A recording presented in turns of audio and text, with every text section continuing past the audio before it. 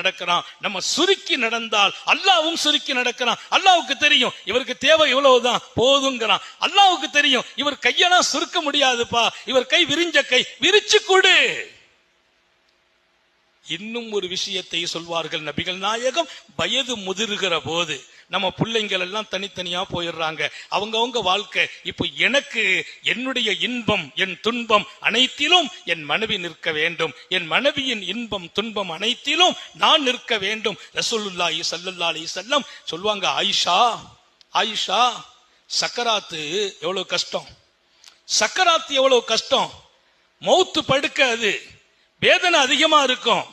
ஆயிஷா, உங்களை சொர்க்கத்திலும் அல்லாஹ் எனக்கு மனைவி என்று சொன்னான், அதை நான் நினைத்தால் என் சக்கராத்து கூட லேசாக இருக்கிறது என்றார்கள். ஒரு மனைவியை மகிழ்ச்சி படுத்துகிற உச்சமான இடம்.